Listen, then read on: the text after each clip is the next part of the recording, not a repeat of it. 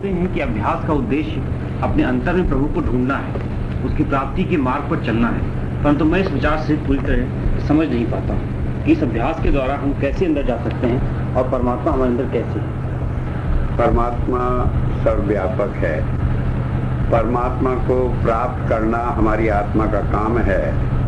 तो परमात्मा को प्राप्त करने के लिए वही स्थान उपयुक्त है जहाँ दो जिसे मिलना हो, यानी आत्मा और परमात्मा इकट्ठे रहते हो। इस शरीर में आत्मा और परमात्मा दोनों हैं, इसलिए यह कहा गया है कि परमात्मा की प्राप्ति मनुष्य शरीर के अंदर ही अपने अंदर जाने से होती है। जब अंदर जाने की बात कही गई है तो उसका मतलब है कि हमारे शरीर में 9 दरवाजे, 2 आँख के, 2 कान के, 2 नाक का, 1 मुंह का, 2 नीचे, इनके द्वारा हमारा ख्याल बाहर संसार में जाता रहता है। इस ख्याल को इन 9 दरवाजों से हटाकर वापस अंदर लाना ही परमात्मा की प्राप्ति के रास्ते में पहला कदम है।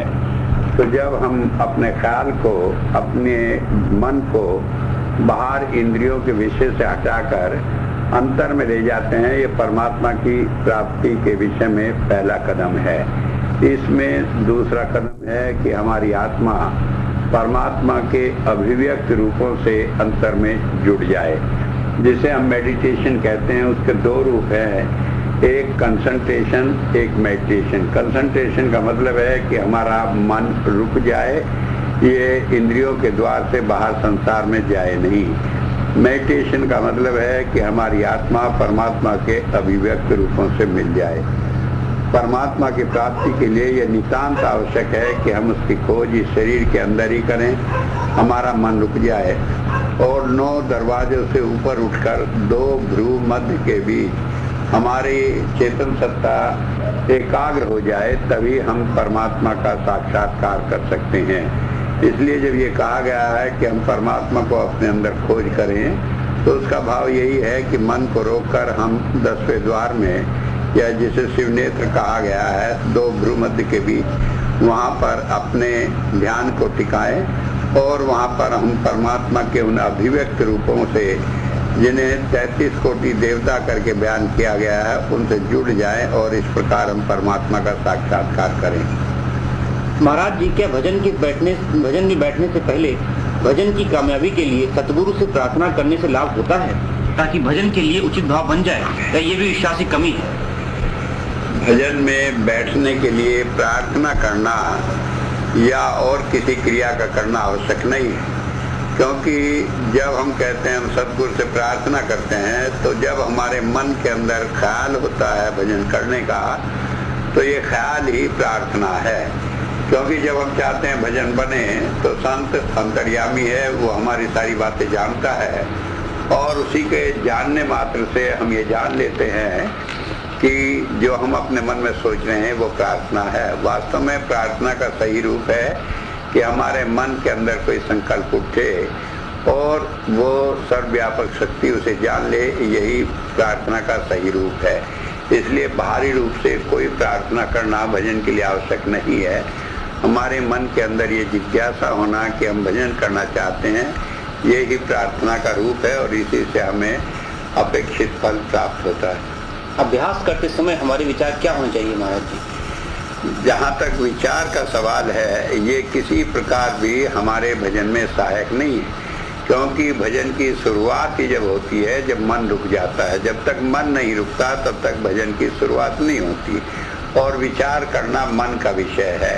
इसलिए भजन मन को रोक कर विचारों से शून्य होने की क्रिया है। जब तक हमारा मन संकल्प विकल्प से, विचारों से छूट नहीं जाता, उपराम नहीं हो जाता, तब तक भजन की कोई स्थिति नहीं बनती। इसलिए भजन के लिए किसी भी प्रकार का विचार करना भजन में व्यवधान खड़ा करना है।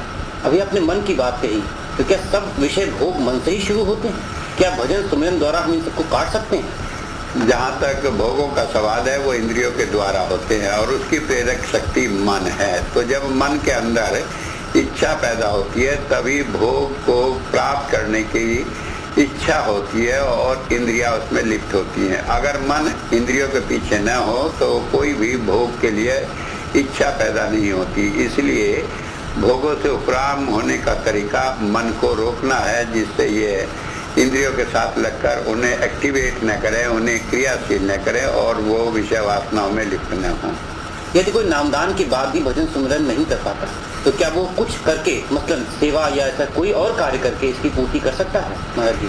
जहाँ तक इस बात का सवाल है कि भजन न करके सेवा के द्वारा कोई उन्नति कर ले, ये बात तो ठीक है, लेकिन भजन और सेवा में मूल रूप से कोई अंतर नहीं, क्योंकि जब हम भजन करते हैं तो उसका भाव है कि हमारा मन रुक जाए और अंतर में हमारी आत्मा परमात्मा के अभिव्यक्त रूपों से जुड़ जाए।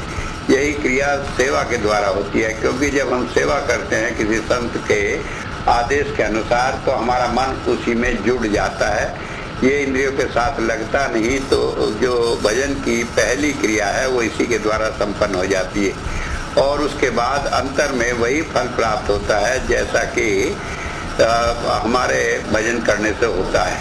लेकिन एक बात ये समझ लेने की है कि भजन का सेवा तो बदल नहीं है, क्योंकि यह हमारे पिछले कर्मों के अनुसार और व्यक्तिगत आदमियों के अपनी अपनी रुचि के अनुसार होता है। अगर कोई आदमी कहे कि भजन नहीं करता वो सेवा कर सकता है, ये भी संभव नहीं। ये हमारे अंतर के विचारों के अनुसार होता है कि कोई आदमी सेवा कर सकता है या भजन, लेकिन कोई आदमी भजन को बिल्कुल छोड़कर सेवा की बात को जोड़ दे तो ये संभव नहीं है। क्या भजन पर बैठते समय किसी का स्वरूप मन में बना कर बैठना चाहिए? भजन पर किसी का भी स्वरूप मन में बनाकर नहीं बैठना चाहिए। कारण यह है कि मन जब एक्टिव रहेगा तो भजन बनेगा ही नहीं। अगर हमने किसी का भी स्वरूप अपने मन में कल्पना की तो हमारा मन एक्टिव रहेगा तो भजन बन ही नहीं सकता। दूसरी बात यह है कि भजन से अगर हम किसी के स्वरूप की कल्पना कर सकते हैं तो वही चीज है जो हमने इस संसार में इंद्रियों के द्वारा देखी है। जो इंद्रियों के द्वारा हमें साक्षात्कार नहीं हुआ, मन उनकी कल्पना नहीं कर सकता, क्योंकि कभी इंद्रियों ने परमात्मा का साक्षात्कार नहीं किया, इसलिए मन परमात्मा की कल्पना नहीं कर सकता। इसलिए परमात्मा का एक रूप कहा है खुदा। खुदा का मतलब है जो स्वयं अपने आप अंतर में प्रकट होता है। इसलिए जब मन से कोई स्वरूप हम बनाते हैं वो सही नहीं है, वो हमारे मन का विषय है और वो ठीक उन पुराने विचारों से संबंधित है जो हमारे संस्कार हैं और उसे सही रूप भजन का नहीं कहा जा सकता है। तो महाराज जी फिर कौन सा माध्यम ऐसा हो जिससे कि हमारा ध्यान लग जाए? मन को रोकना ही ध्यान लगने की पहली क्रिया है और मन रोकने के लिए संत महात्माओं ने किसी मंत्र का जाप बताया है। जब जब संत इस संसार में आते हैं वो किसी क्रिया के द्वारा इस मन को रोकने की विधि बताते हैं। जब हमारा मन रुक जाता है तो स्वाभाविक रूप से हमारी आत्मा अंतर में प्रभु अभिव्यक्त रूपों के साथ जुड़ जाती है। इसलिए भजन करने के लिए केवल एक ही बात पर जोर है कि हमारा मन रुक जाए। जब हमारा मन रुक जाता है तो आत्मा स्वाभाविक रूप से अंतर में प्रभु के रूपों का अनुभव करने वाली बन जाती है। संत इस मन रोकने की क्रिया को मंत्र जाप के द्वारा संभव कराते हैं। महाराज जी, ये मन डरता है कि ऐसा न हो भजन पर बैठते ही ये संसार और ये भौतिक वस्तुएं छूट जाएं। ऐसी स्थिति में क्या करना चाहिए? जब हम भजन करने की स्थिति में मन को रोक लेते हैं तो भजन की क्रिया में मन की कोई संकल्प विकल्प नहीं होते तो उसमें डरता नहीं। बाद में हम सोचें कि भजन करने के बाद की स्थिति में मन या इस तरह के संकल्प करने लगता है, वो भी संभव नहीं है, क्योंकि जो हमारे पिछले कर्म हैं उनके अनुसार हमें सारे कार्य इस संसार में करने हैं। भजन से हमारे वो कर्मों के संस्कार और उनसे जनित फल किसी तरह भी खत्म नहीं होते। तो इसलिए अगर कोई ये सोचने लगे कि भजन करने से हम अपने पिछले कर्मों को जिसके कारण हम इस संसार में आए हैं उनसे छुटकारा पा लेंगे या उन्हें नहीं कर पाएंगे, तो संभव नहीं। तो इसलिए भजन में इस तरह की संभावना कभी नहीं होती कि हम अपने कर्तव्य से या जो कार्य करने के लिए या जिन फलों को भोगने के लिए हम इस संसार में आए हैं उनसे हम विमुख हो जाएं। इसके भटकन को रोकने के उपाय क्या है महाराज जी? मन को भटकने के रोकने का एक ही उपाय है कि हम मन को रोकने की स्थिति में हो जाएं। मन की एकाग्रता ही मन को भटकने से रोकती है, अन्यथा मन की अपना स्वभाव होता है कि वो इंद्रियों के साथ लगकर विषय वासनाओं में फंसा रहता है और ये किसी तरह भी भटकन से रुकता नहीं है। महाराज जी, कर्म बंधन क्या है और इससे मुक्ति का साधन क्या है? जहाँ तक कर्म बंधन है, कहा गया है जब हम कोई कर्म करते हैं तो उसका एक संस्कार हमारे मन के ऊपर अंकित हो जाता है। जब हम इस शरीर को छोड़ते हैं तो ये संस्कार जो मन पर अंकित होता है ये आत्मा पर हस्तांतरित हो जाता है। जैसे मान लीजिए हमने कोई मिठाई खाई, उसका स्वाद हमें याद है, ये जीते जी हमारे मन के अंदर रहता है। किसी ने जिक्र किया कि फला मिठाई है तो हमें उसका स्वाद याद आ जाता है क्योंकि हमने उसका अनुभव किया है। जब ये संस्कार हमारी आत्मा पर चला जाता है तो ये कर्म पास्ट कर्म या पिछला कर्म बन जाता है। और जब भी इंद्रियों के द्वारा कोई ऐसा अवसर आता है तो ये दोबारा जागृत होकर इच्छा के रूप में आ जाता है। जैसे मिठाई का जिक्र आया तो हमारे मन में इच्छा होती है कि हम उसे खा लें, तो ये कर्म का बंधन है। और उस कर्म बंधन के कारण फिर हम नए नए कर्म करते हैं। इन कर्म बंधन से छूटने का एक ही तरीका है कि जो पिछला कर्म है उसे हम भोग लें और आगे नया कर्म न हो। पिछले कर्म के बंधन से छुटकारा संभव नहीं है, लेकिन उससे आगे होने वाले कर्मों के बंधन से छुटकारा पाया जा सकता है, जिससे जो पिछले कर्म है उन्हें भोग ले और आगे नया कर्म जुड़े नहीं। महाराज जी, कहा जाता है कि आपने अभी कहा कि आगे आने वाले कर्मों से बचें, तो कैसे बचें? जब हम कोई कार्य करते हैं तो उससे हमारी इंद्रियों को जो सुख या दुख अनुभव होता है, यही एक संस्कार के रूप में ग्रहण होता है हमारे अंतर में। मान लीजिए हमने भोजन किया तो उसका स्वाद वो मीठा है, खट्टा है, चरपरा है, ये हमारे मन पर अंकित हो जाता है, संस्कार है। लेकिन कई बार हम देखते हैं कि हमने भोजन किया, हमारी पत्नी ने पूछा कि आपने भोजन किया, इसमें नमक ठीक है कि नहीं, तो हम कहते हैं कि हमें ध्यान नहीं था। भोजन हमने किया लेकिन उसका स्वाद का ध्यान नहीं आया क्योंकि हमारी चेतन सत्ता जीव की इंद्रिय के साथ जुड़ी हुई नहीं थी। तो भजन से मुक्त होने के लिए यही एक तरीका है कि कर्म करते हुए हम अपनी चेतन सत्ता को इन इंद्रियों से अलग रखें, तो उसका प्रभाव, उसका संस्कार हमारे मन पर होता नहीं। इसका भोजन करते हुए भी उसके स्वाद का अनुभव हमें नहीं हुआ। ठीक इसी तरह हर एक कर्म को करते हुए अगर हम अपनी चेतन सत्ता को इंद्रियों से अलग रख लें तो उनका प्रभाव हमारे ऊपर होता नहीं, और इस तरह कर्म करते हुए भी हम कर्म विहीन और निष्काम कर्म की स्थिति में रहते हैं। महाराज जी, ये सैद्धांतिक बात लगती है, व्यवहारिकता में बड़ा मुश्किल लगता है। ये व्यवहार में ये सिद्धांत से भी आसान है, क्योंकि जब हमने देखा, भोजन हमने किया, उसके बावजूद भी हम कहते हैं कि नमक का स्वाद हमें मालूम नहीं। कोई आदमी कहने लगे कि नहीं ये झूठ बोल रहा है, इसे नमक का स्वाद तो है, लेकिन ये गलत कहता है, ऐसी बात नहीं। क्योंकि हम अपने अनुभव से भी देख सकते हैं कि कई बार किसी की बात को सुनते हुए भी हम नहीं सुन पाते क्योंकि हमारा ख्याल कहीं चला जाता है। कई बार हम ऐसी एकाग्रता की स्थिति में हो जाते हैं कि गर्मी और सर्दी का अनुभव भी हमारा शरीर कर नहीं पाता। तो इसलिए एक व्यवहारिक पहलू है और ये एक सच्चाई है कि जब हमारी चेतन सत्ता इंद्रियों के साथ नहीं जुड़ी होती तो हम किसी भी संस्कार को ग्रहण नहीं कर पाते। और यही इस सारे व्यवहारिक जीवन का सहज पहलू है कि अगर हम इस चेतन सत्ता को इंद्रियों से हटा दें तो कोई भी कर्म करते हुए हम उसमें लिप्त नहीं होते। महाराज जी, क्या जीवन एक संयोग है या पूर्व नियोजित है? जीवन पूर्व नियोजित है। जो भी हमने पिछले जन्मों में कर्म किए वो सब संचित होते रहते हैं। उन संचित कर्मों से कुछ कर्म जो हमारे अपने भावी जीवन में जिसमें हम पैदा हो रहे हैं उसमें भोगने के लिए पहले से परमात्मा आवंटित कर देता है। इस तरह से जीवन पूर्णतः पूर्ण नियोजित है। जो भी हम करते हैं वो हमारे पिछले कर्मों के प्रभाव के कारण है।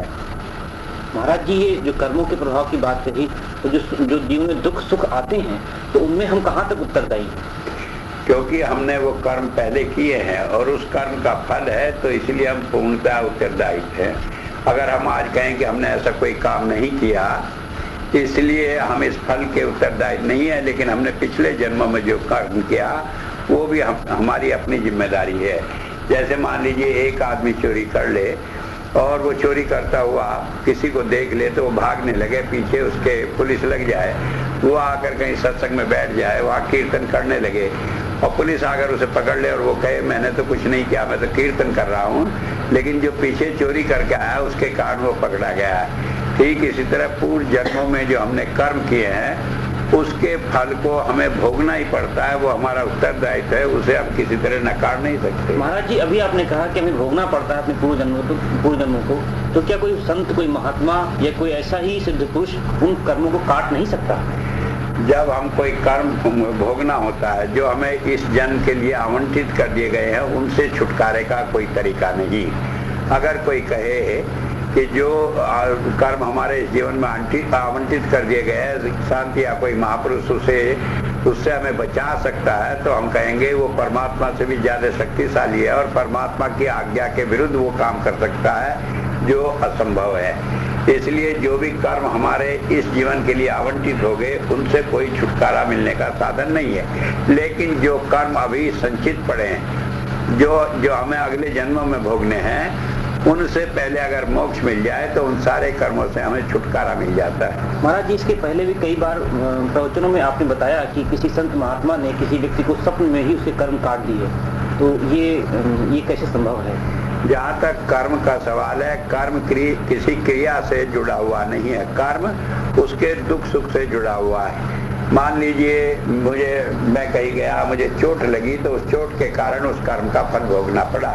अगर उतना ही दुख हमें स्वप्न में हो जाता है, तब भी हम उस कर्म को भोग लेते हैं। इसलिए मन जिन स्थितियों में दुख और सुख का अनुभव करता है, चाहे वो स्वप्न में हो चाहे व्यवहारिक रूप में हो, वो सब के सब हमारे पिछले कर्मों के भुगतान का कारण है। तो इसका मतलब वह संत महात्मा जो है स्वप्न में कर्मों को काट सकते हैं? तो यह सिद्धांत सही है, काट ही नहीं सकते बल्कि काटते हैं। और अनेक कष्ट जिनके हमारे व्यवहारिक जीवन में आने से हम उलझ जाते हैं, संत उन्हें आसान तरीका बताने के लिए कई बार जीवों को स्वप्न में कर्मों का भुगतान कराकर आसान तरीके से भक्ति के मार्ग पर लगा लेते। तो फिर संत महात्मा सभी शिष्यों के साथ ऐसा क्यों नहीं करते, कुछ ही के साथ क्यों करते? मान लीजिए हम सब कर्मों के लिए ऐसा करें, तो उसमें कोई भी व्यक्ति फिर अपने कर्मों के भुगतान के लिए तैयार नहीं होगा। जो उसका अधिकारी है या नहीं है, सब लोग उसी तरह का रास्ता चाहेंगे और इससे फिर परमात्मा के नियम का उल्लंघन होने लगता है। किसी विशेष स्थिति में जब उसे मालूम पड़ता है कि स्वप्न में कर्म कटा देने से उस व्यक्ति का साधना का मार्ग सरल हो जाएगा, संत इस उपाय का प्रयोग करता है, अन्यथा हर एक केस में नहीं करता। तो इसके लिए ये क्वालिफिकेशन जरूरी है कि उसका ध्यान अध्यात्म में हो, तभी वो काटेगा कर्म? जब किसी का ध्यान अध्यात्म के रास्ते पर लगा हो और उसमें भी विशेष परिस्थितियों में इस तरह स्वप्न में कर्म का भुगतान कराने से उसकी विशेष उन्नति होगी, तभी संत इस उपाय का प्रयोग करते हैं। महाराज जी, ये दुनिया परमात्मा ने बसाई है, ये दुनिया बसाने का उसका प्रयोजन क्या है? परमात्मा ने दुनिया बसाई, ये उसका काम है, क्योंकि परमात्मा का ये अपना काम है कि वो सृष्टि की रचना करता है। अब हम कहें कि उसने क्यों बसाई, क्योंकि ये उसका काम है, इसलिए इसमें किसी सवाल का प्रश्न ही नहीं उठता। ये परमात्मा का अपना काम है, इसलिए वो दुनिया को बसाता है। महाराज जी, आपने भी कई बार कहा है और जगह भी कहा गया कि प्रत्येक काम में परमात्मा है, संसार के प्रत्येक काम में। तो फिर संत को संसार की वस्तुओं से वैराग्य क्यों? संत को संसार की किसी वस्तु से न वैराग्य होता है न लगाव होता है। संत तो उन सारी चीजों में बढ़ता हुआ उनसे उपराम रहता है, न उससे अलग होता है और न उससे जुड़ने की कोशिश करता है। महाराज जी, अभी 26 जनवरी को बरेली में सत्संग में आपने कहा कि संत को अगर परमात्मा जो कहेगा वो नरकों में जाएगा और जो मनुष्य कहेगा वो कुत्ते का जन्म पाएगा। इसका क्या अर्थ है? हम सभी बहुत परेशान हैं। सवाल इस बात का है कि जब हम अपने मन में बिना माने केवल शब्दों के रूप में संत को परमात्मा कहें, तो वो एक ढोंग बनकर रह जाता है, क्योंकि फिर हमारा व्यवहार उसके अनुरूप होता नहीं। हम कहीं वो परमात्मा है, जहाँ हमारे स्वार्थ की बात है तो हम उसे परमात्मा कहेंगे, जहाँ हमारे स्वार्थ की बात नहीं होगी वहाँ हम उसे परमात्मा मानेंगे नहीं। लेकिन जब ये हमारे अपने ज्ञान पर, अनुभव पर आधारित होता है, तब वो हमें लाभदायक होता है। जब हम अपने अनुभव में जान लें कि वो परमात्मा है, तो उसे कहे या न कहें कुछ फर्क नहीं पड़ता, बल्कि हमारा व्यवहार उसके अनुकूल हो जाता है। तो एक बात समझ ले की है, जो अपने बिना अनुभव के संत को परमात्मा कहते हैं वो धोखे में रहते हैं, क्योंकि वो कहते हुए भी अंतर में उसे स्वीकारते नहीं, इसलिए उनका व्यवहार बदलता नहीं। जो अपने अनुभव के अनुसार संत को परमात्मा मानते हैं और उसके बाद भी उससे मनुष्य जैसा व्यवहार करते हैं, तो उन्होंने अपने अनुभव का लाभ नहीं उठाया, इसलिए वो मार्ग पर चले जाते हैं। तो इसलिए बड़ा आवश्यक है कि जब हमारा अनुभव हो जाए और हम जान लें कि वो परमात्मा है, तब हमारा व्यवहार भी उसके अनुरूप हो, तभी हम उसका फायदा उठा सकते हैं। अन्यथा केवल शब्दों को बोलते रहने से कोई लाभ नहीं मिलेगा। महाराज जी, क्या ऐसे लोगों को नरक वास्तव में मिलेगा? नरक वास्तव में कोई ऐसी चीज नहीं जो अलग हो। जब हम इस संसार में आते हैं और दुख सुख भोगते हैं तो इस संसार को ही नरक कहा है। जब हम कहते हैं उसे नरक मिलेगा तो इसका मतलब है उसे दूसरा जन्म लेना पड़ेगा। अभी इस जन्म में उसकी मोक्ष की स्थिति नहीं आई है। लेकिन महाराज जी, आपने तो ये कहा था कि जो भी हमारा शिष्य बनेगा उसको इसी जन्म में मोक्ष मिल जाएगा, ये कैसे संभव? ये मैंने नहीं कहा कि जो मेरा शिष्य बनेगा उसे जन्म में मोक्ष मिल जाएगा, बल्कि मैंने 1982 में कहा था कि जो मेरे साथ जुड़ा रहेगा उसे मोक्ष मिल जाएगा। और जुड़ने का मतलब है कि वो साधना में या मन से गुरु की आज्ञा पर चलने वाला हो। तो इसलिए जो गुरु की आज्ञा पर चलेगा वो इन सारी स्थितियों से स्वयं ही बचा रहेगा, वो इनमें फंसेगा नहीं। तो महाराज जी, जो गुरु की आज्ञा की अवहेलना कर रहा है उसको ठीक रास्ते पर लगाने का प्रयत्न आप करेंगे या कि उसको दोबारा जन्म लेना पड़ेगा? हम तो कोशिश करते हैं कि जीव को जो गलत रास्ते पर जा रहा है उसे सही रास्ते पर लगाएं, लेकिन कई बार ऐसी स्थिति हो जाती है कि मन के अभिमान के कारण या दूसरी परिस्थितियों के कारण जीव उसे स्वीकार नहीं कर पाता। ऐसे जीव जो किसी भी हालत में संत को स्वीकार नहीं करते उन्हें तो दूसरा जन्म लेना पड़ता है। लेकिन जो थोड़ा सा भी संत को स्वीकार करते हैं, संत उन्हें किसी ना किसी रास्ते से एक या दूसरे अल्टरनेटिव के द्वारा उन्हें सही रास्ते पर ले आते हैं और इसी जन्म में उन्हें मोक्ष मिल जाता है। तो मोक्ष पाने का अधिकारी वो व्यक्ति है जो आपका शिष्य है या जो इस रास्ते को फॉलो कर रहा है? मोक्ष पाने का वो सब अधिकारी हैं जिन्होंने किसी भी संत से नाम लिया है और जो इस रास्ते पर चल रहे हैं। हम जो ये जीवन जी रहे हैं महाराज जी, ये जीवन है या जो शरीर उपरांत का जीवन है वो जीवन है? वास्तव में जो हम जीवन जी रहे हैं ये हमारे पिछले कर्मों का भुगतान है। हम पिछले कर्मों का भुगतान कर रहे हैं, इसे हम जीवन नहीं कहते। जब हम सारे कर्मों से उऋण हो जाते हैं और सच्चिदानंद परमात्मा में मिल जाते हैं, वही सच्चा जीवन है जिसके लिए हम जीवन भर भजन पर, धर्म के रास्ते पर चलकर या आध्यात्मिक मार्ग पर चलकर अभ्यास करते हैं। जो जीवन हम इस संसार में जी रहे हैं ये तो केवल हमारे पिछले कर्मों का भुगतान है, उससे अलग इसमें और कोई न आकर्षण है न आनंद है। महाराज जी, भजन के अलावा कोई तरीका है परमात्मा की प्राप्ति का?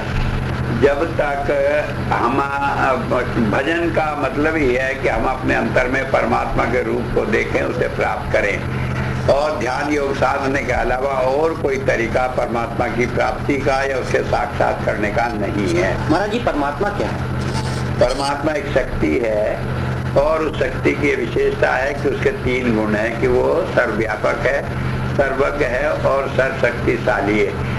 इसका मतलब है कि वो एक ऐसी शक्ति है जो सब जगह मौजूद है और इस सब जगह व्यापक होने के कारण वो सब कुछ जानने वाला है और वो शक्तिशाली होने के कारण सब कुछ करने की क्षमता रखता है। तो एक शक्ति है जिसे हम किसी भी आकार में वर्णन नहीं कर सकते। महाराज जी, ध्यान करते करते मन कट जाता है, बार बार प्रयत्न करने पर भी मन सफल नहीं हो पाता।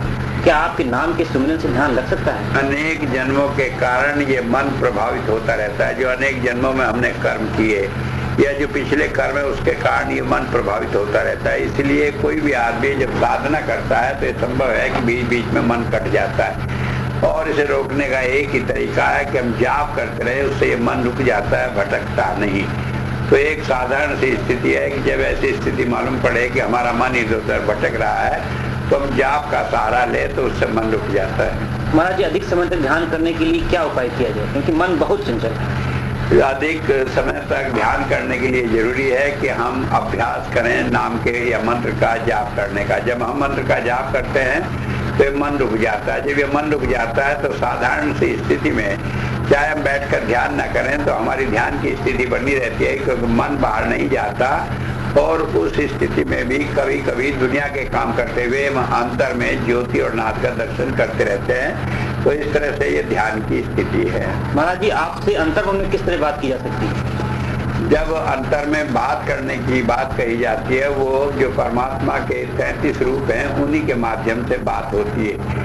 पहले प्रकाश के 12 रूप हैं, उसके द्वारा हमारे मन में जो संकल्प विकल्प होते हैं वो उसके द्वारा संत तक पहुंचते हैं और संत फिर उन्हीं के द्वारा अपने विचारों को साधक को देता है। जैसे कि राडार के अंदर होता है कि ज्योति किरण जाकर ऑब्जेक्ट को छूती है और उससे दोबारा राडार के पर्दे पर लाकर अपना रूप प्रकट कर देती है, ठीक इसी तरह ये परमात्मा की किरणें संत रूपी राडार के हृदय में वो संदेश देती रहती है और वहां से प्रेषित संस्कार को जीव तक पहुंचाती रहती है। यही बात करने का रूप है।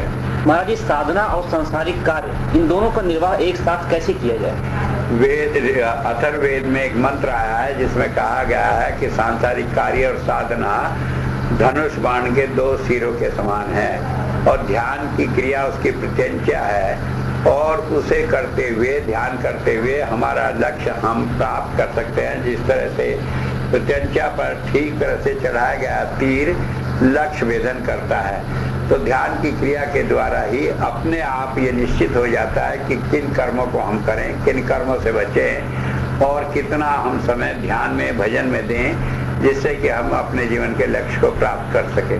महाराज जी, कभी कभी तो ऐसा महसूस होता है कि साधना करते करते हम सांसारिक कार्यों में इतना लिप्त हो जाते हैं कि साधना छूट जाती है। ऐसे समय में मन बहुत परेशान और चंचल हो जाता है और जैसे लगता है कि हम जीवन में कुछ पा ही नहीं पाएंगे। इसका क्या उपाय है?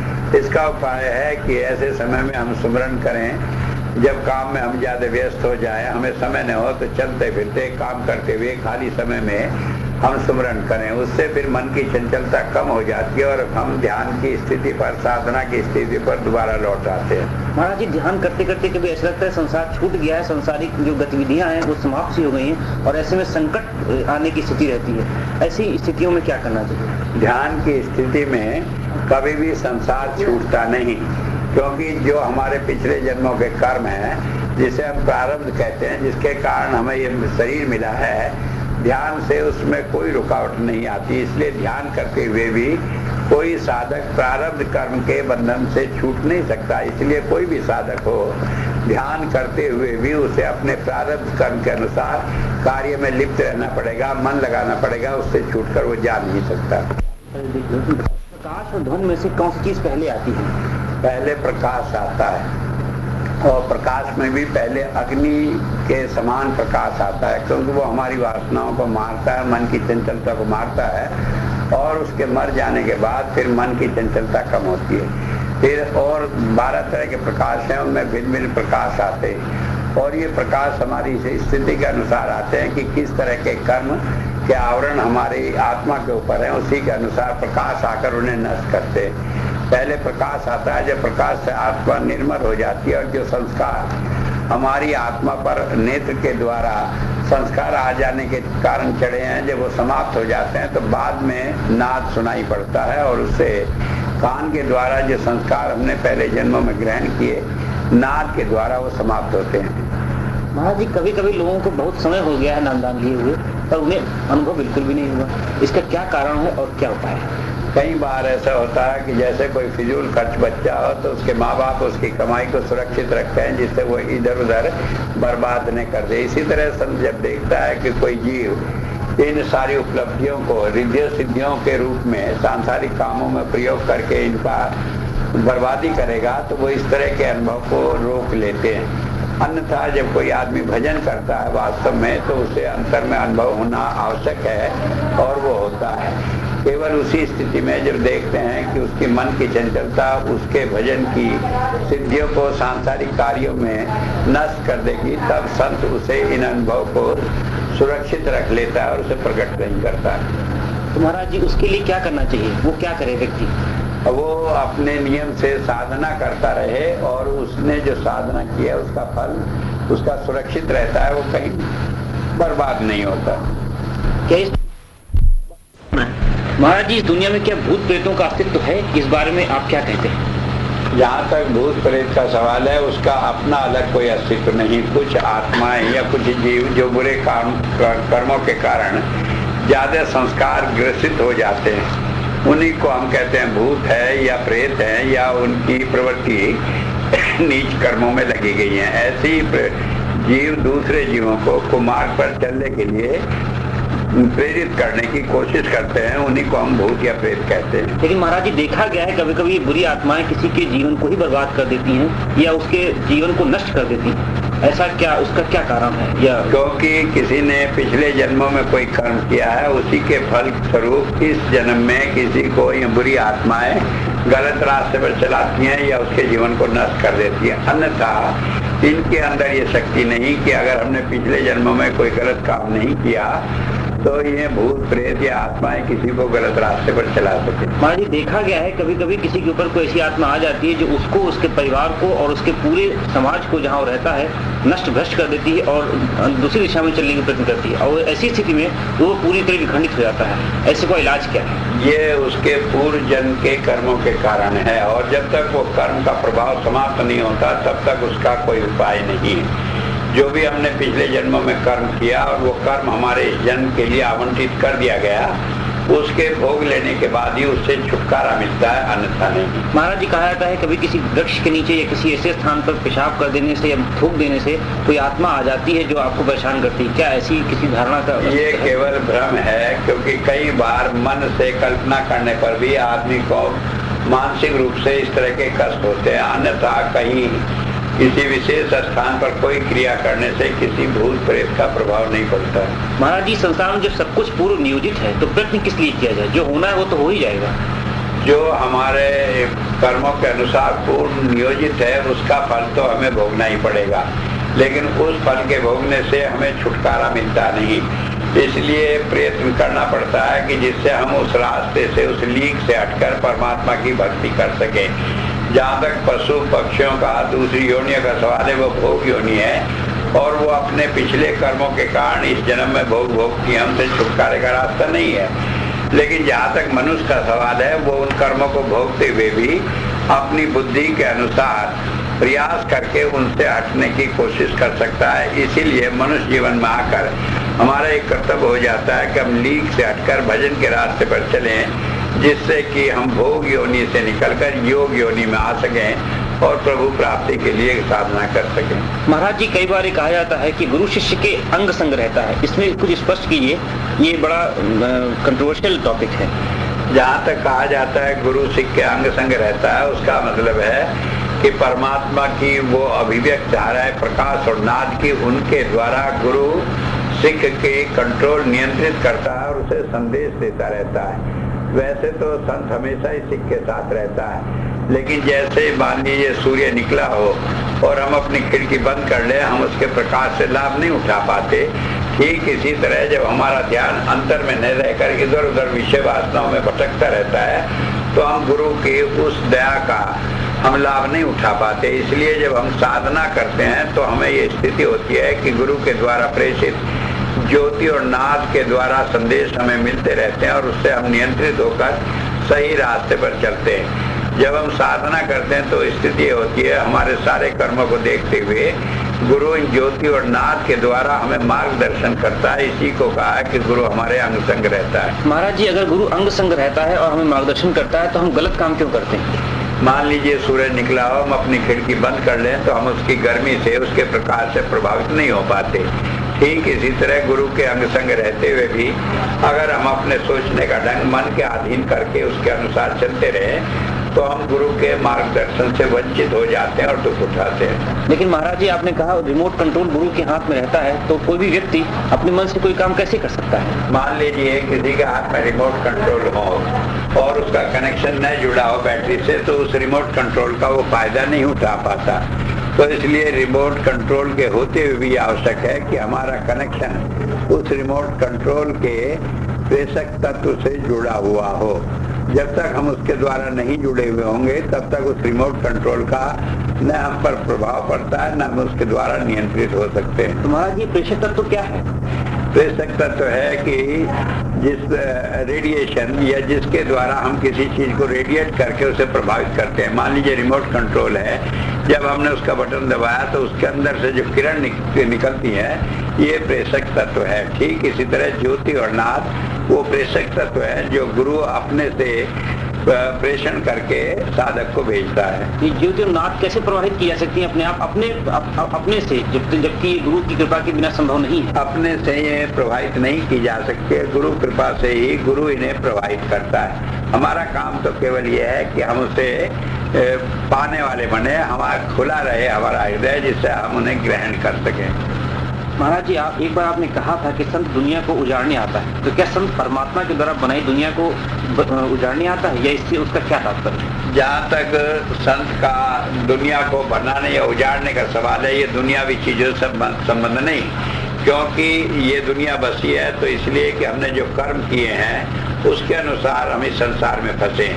उन कर्मों के अनुसार फिर हमें सुख दुख होता है। जब जीव को दुख होता है तो परमात्मा संत को इन दुखों से छुटकारे का रास्ता दिलाता है। जब हम कहते हैं संत दुनिया को उजाड़ता है, तो जीव को इन दुखों से छुटकारा दिलाकर वापस परमात्मा के घर ले जाता है। इस तरह संत का काम परमात्मा के आज्ञा में उसी के मिशन के अनुसार होता है। केवल ये शब्दों का और कहने का भेद है कि उसने दुनिया उजाड़ दी।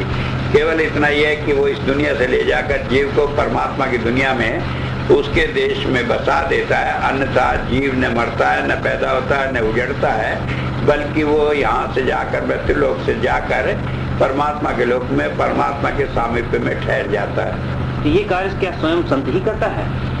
संत के लिए ही यह कार्य दिया गया है, क्योंकि जीव इस संसार में मन के वशीभूत होकर अपने आप सही रास्ता नहीं ढूंढ सकता।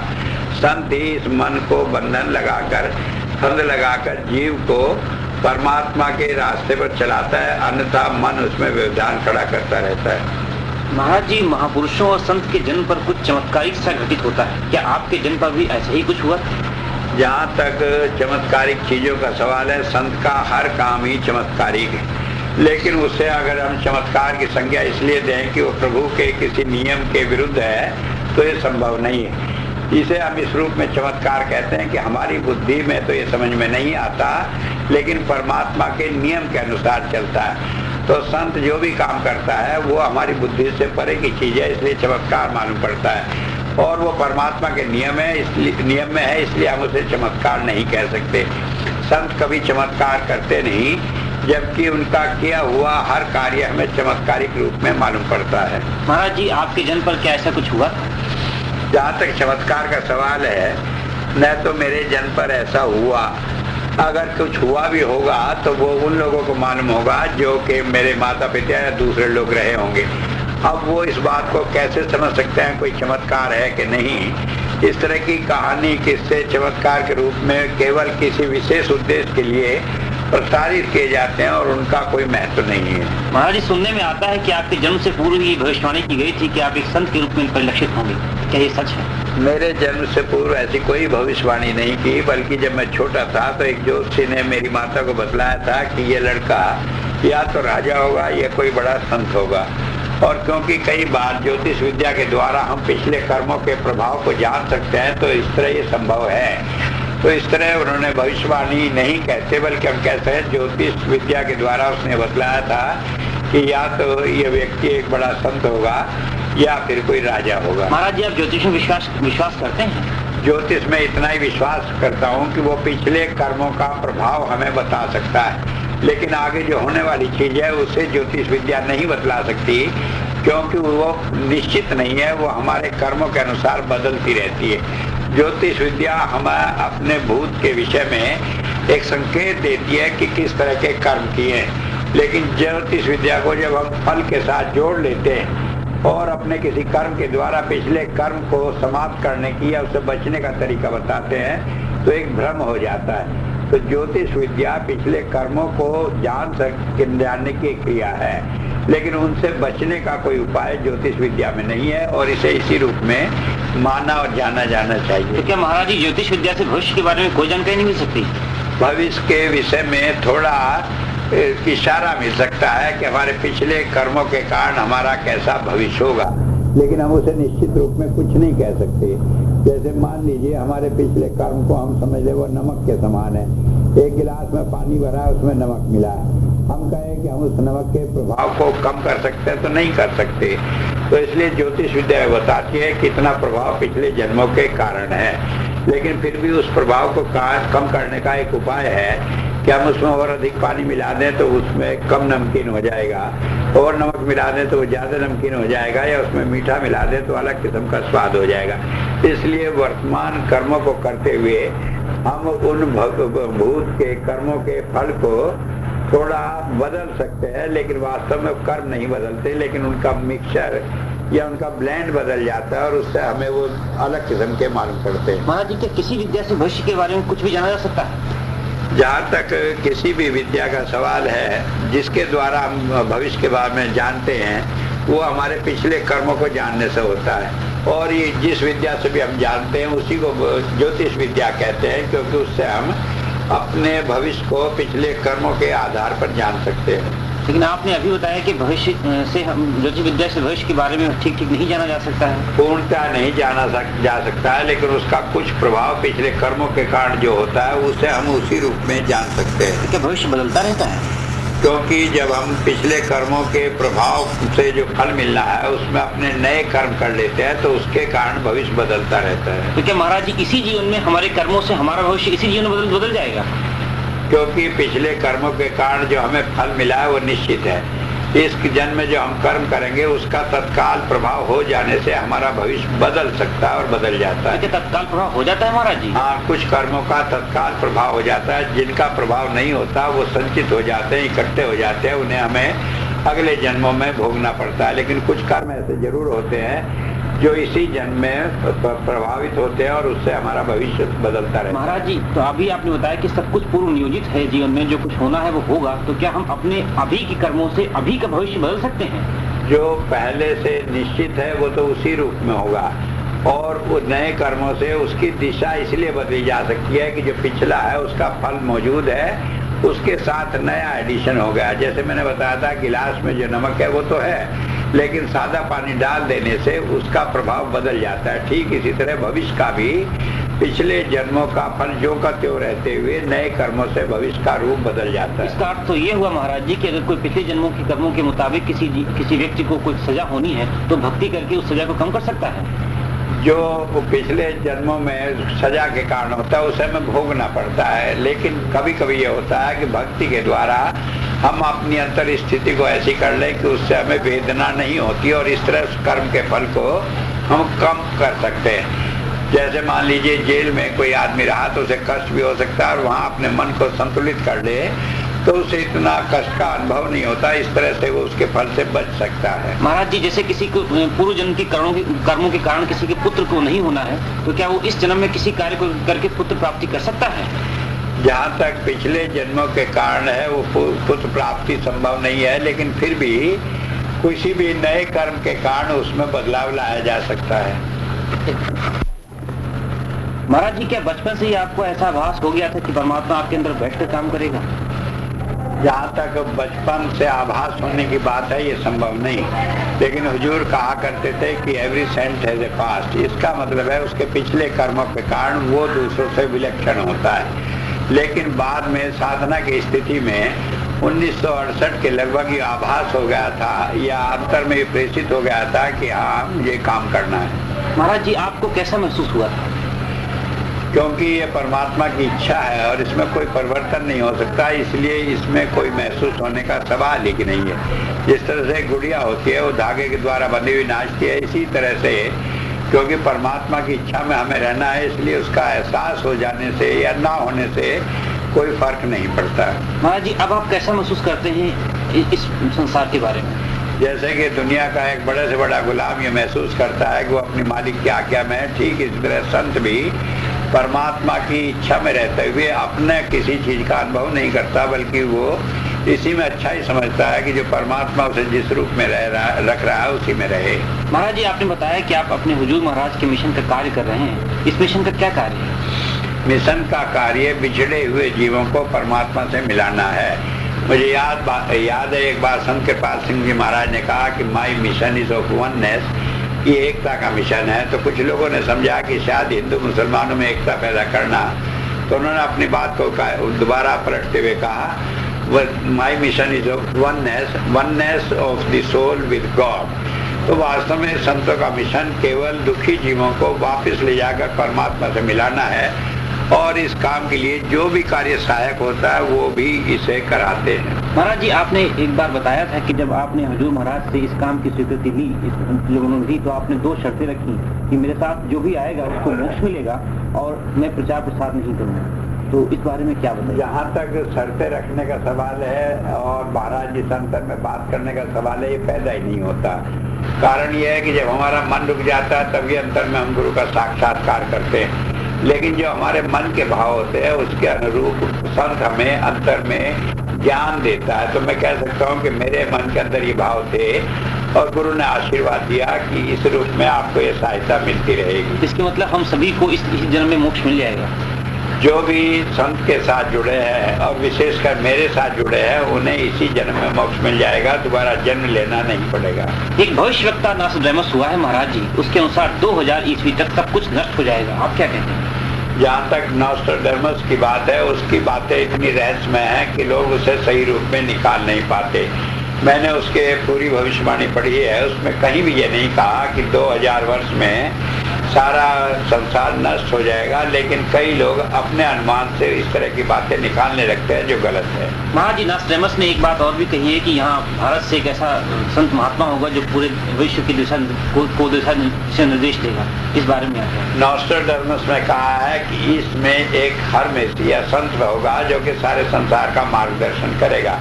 अगर हम इसको केवल भारत से ही समझते हैं तो हमारी भूल है। वो कहीं भी हो सकता है और उसके द्वारा संसार को लाभ मिलेगा, आध्यात्मिकता के मार्ग पर चलेगा। ये बात नॉस्ट्रडेमस ने कही है। आप क्या समझते हैं, ये सत्य है बात? क्योंकि उसने कही है और उसने अपने अंतर के अनुभव के आधार पर कही है, तो मैं समझता हूँ कि ये सही है। तो ये क्या भारत से ही होगा?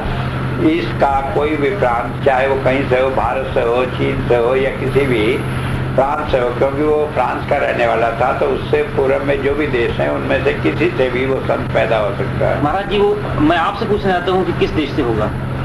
क्योंकि अनुभव नॉस्ट्रडेमस को हुआ तो वही जानता है। जहाँ तक मुझे है इस चीज का ज्ञान नहीं, लेकिन संत तो संसार में आते रहते हैं और वो ऐसा नहीं कि सारे संसार को प्रभावित करते हैं, बल्कि कुछ जीव जो उन्हें आवंटित किए जाते हैं उन्हीं को प्रभावित करते हैं। ये हम देख रहे हैं कि आज के युग में क्योंकि साधन बढ़ गए हैं, इसलिए संतों का प्रभाव भी और उनका कार्य क्षेत्र भी परमात्मा ने बढ़ा करके रखा है। और इस तरह हम देखते हैं कि भारत इस आध्यात्मिकता के संदेश को आज भी विश्व को दे रहा है, इसमें कोई दो राय नहीं। महाराज जी, आपने कहा कि ये संत कृपाल नगर पूरे विश्व को संदेश देगा, इसके क्या मायने हैं? इसके मायने हैं कि आध्यात्मिकता का जो संदेश संतों के द्वारा दिया जाएगा उसके लिए एक केंद्र है और लोग संत कृपाल नगर से इस संदेश को ग्रहण करेंगे। महाराज जी, नॉस्ट्रडेमस की भविष्यवाणी के विषय में क्या हम आपको समझ सकते हैं? जहाँ तक नॉस्ट्रडेमस था वो भी एक संत है और जहाँ तक मैं काम कर रहा हूँ मैं भी उसी शक्ति के द्वारा काम कर रहा हूँ। इसलिए जो नॉस्ट्रडेमस ने कहा उसमें और मेरी कही हुई बात में न कोई फर्क है और न उसके समझने में कोई अंतर है।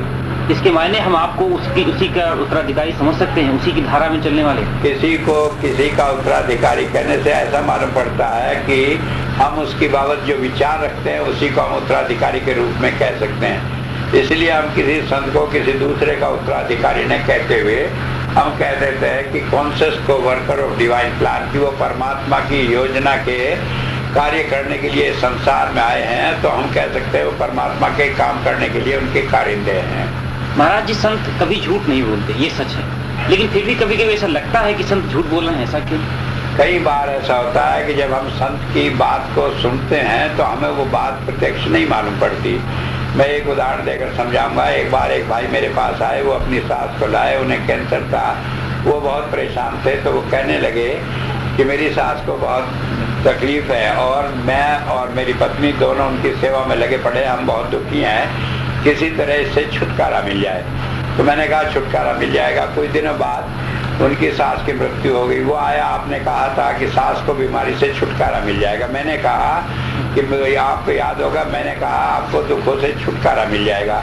तो इस तरह से कई बार जो बात हमसे कही जाती है उसमें हम अपने विचारों को रख कर अपने तरह का अर्थ निकाल लेते हैं और उससे हम समझने लगते हैं कि संत ने जो बात कही वो झूठ है। वास्तव में संत की बात को समझने के लिए हमें ये कन्वर्सेशन गैप को कम करना पड़ेगा, तभी हम उसे सही रूप में समझ सकते हैं। महाराज जी, संत के हाथ में सब कुछ होता है क्योंकि वो परमात्मा का नौकर होता है और परमात्मा उनकी बात टालता नहीं। पर महाराज जी आप कई बार कहते हैं कि मैं चाहता था पर ये हो नहीं सका, ऐसा क्यों? जब हम कहते हैं कि संत परमात्मा का नौकर है तो नौकर के हाथ में सब कुछ ये भी वही होता है जो मालिक की इच्छा होती है। हम ये कहते हुए भी कि नौकर के हाथ में सब कुछ है, ये नहीं कर सकते। इसमें आपने कहा कि परमात्मा संत का नौकर होता है। जहाँ तक इस बात का सवाल है, इसलिए वो परमात्मा की इच्छा के बाहर नहीं जा सकता।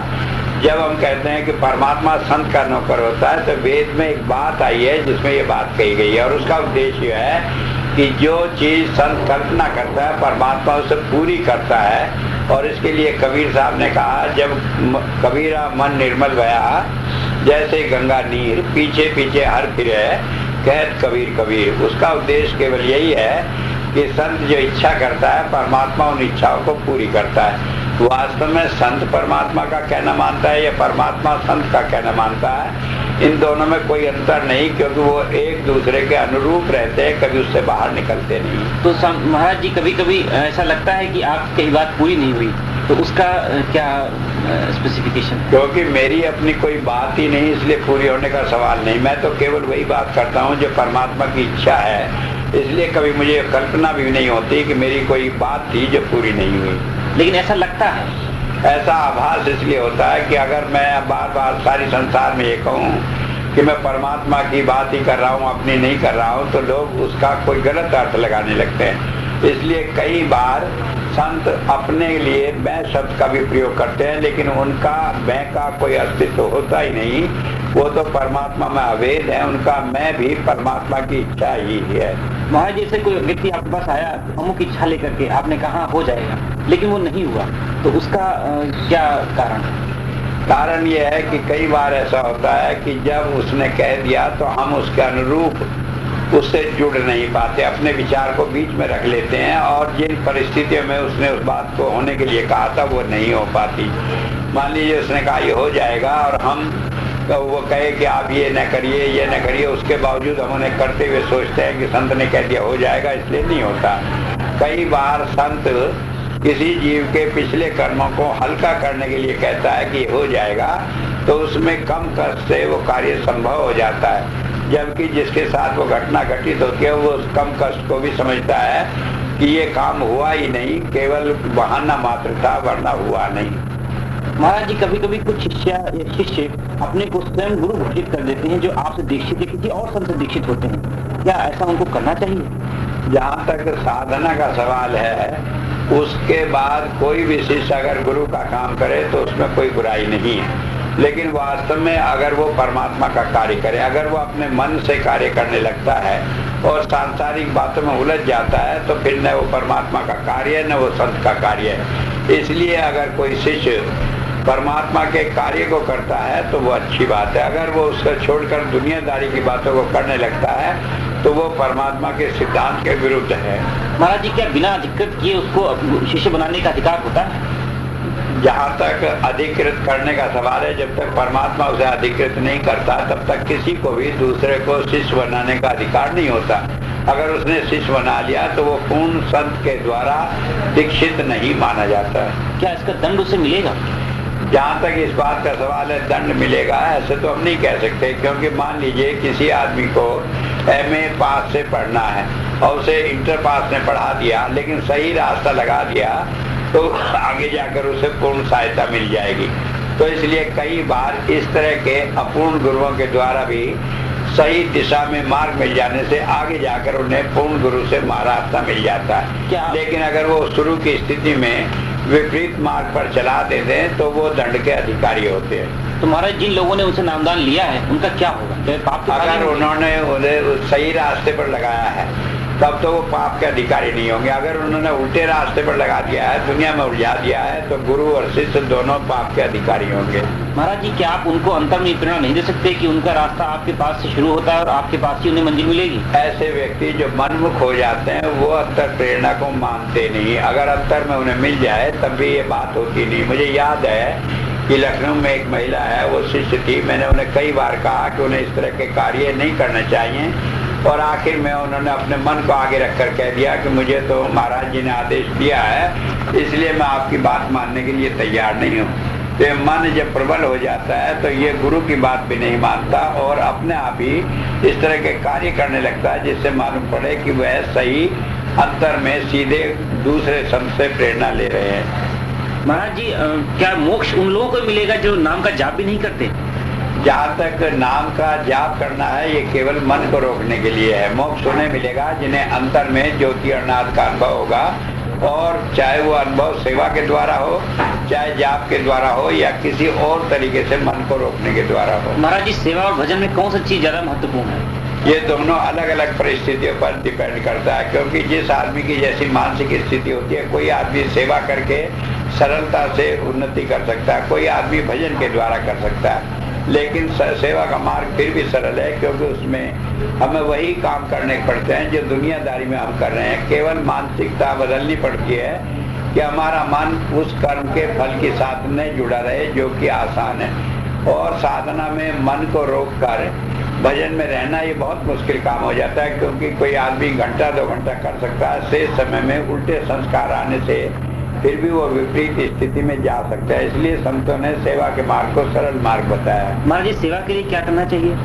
सेवा के लिए यह है कि हम गुरु की आज्ञा में रहकर ये समझें कि जो हम कार्य कर रहे हैं उसके फल से हम जुड़े नहीं, चाहे वो अच्छा हो बुरा हो, हम अपना ध्यान गुरु के साथ रखें और जो काम वो करा रहा है उसे करते हुए उसे अपना कार्य न समझे, बल्कि गुरु की आज्ञा का पालन करना समझे। महाराज जी, क्या इसके लिए गुरु के पास रहना आवश्यक है?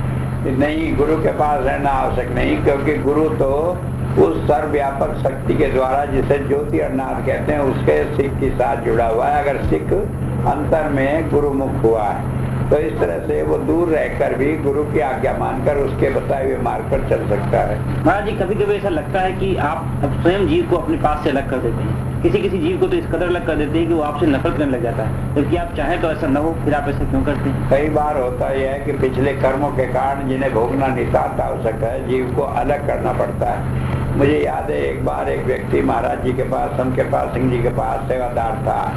उसके घर वाले गए उसे लेने के लिए, उसने मना किया कि मैं नहीं जाऊंगा। तो महाराज जी कहने लगे, तुम्हारे जो कर्म है वो भी भोगने हैं, इसलिए तुम्हें जाना ही पड़ेगा। तो संत जानते हैं कि कभी कभी हमारे पिछले कर्म जो हमें इस जन्म के लिए आवंटित कर दिए गए वो भोगने हैं, इसलिए ऐसी स्थिति में कभी कभी वो जीव को अपने से अलग कर देता है।